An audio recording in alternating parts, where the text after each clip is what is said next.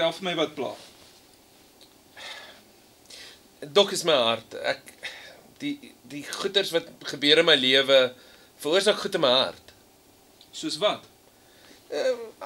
Allerhande goed, seer, bitterheid, gebrokenheid, stikkendheid, skuldgevoel. Nie net sleg nie, goeie goed ook. Liefde, vreugde, hoop, passie. So hoe lank voel jy al so? Hoe lank? Ek dink ek voel nog altyd so.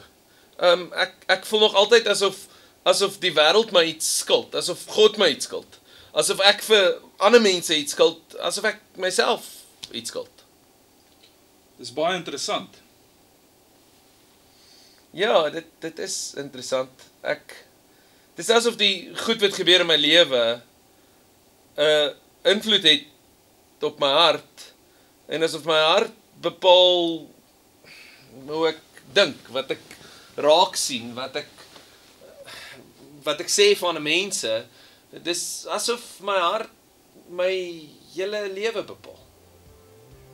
My hart bepaal my hele lewe. Dis dit. Dok, jy's so goed hiermee. Dankie vir jou insette in my lewe. Dis fenomenaal.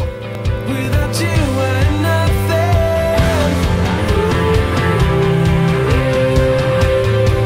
Without you I'm nothing. Without you. Van die 14 Oktober af doen ons die hartreeks by Dr. Rose Campus.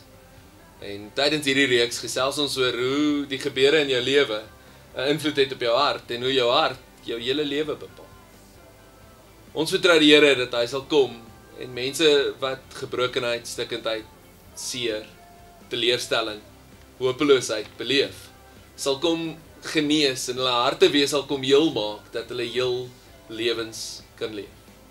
Ons het ook so 'n klein poskaartjie gemaak om jou te bemagtig, om mense in jou lewe wat jy dalk van weet, wat verskillende hartkwale of hartkwessies het, dat jy na hulle toe kan uitreik en vir hulle iets in hulle hand kan sit en hulle kan nooi om hierdie reeks saam met ons te kom beleef. Daar's ook addisionele poskaarte beskikbaar agter by die infotoonbank. So gaan vat sommer 'n paar en deel dit uit in jou straat, deel dit uit vir kollegas by die werk.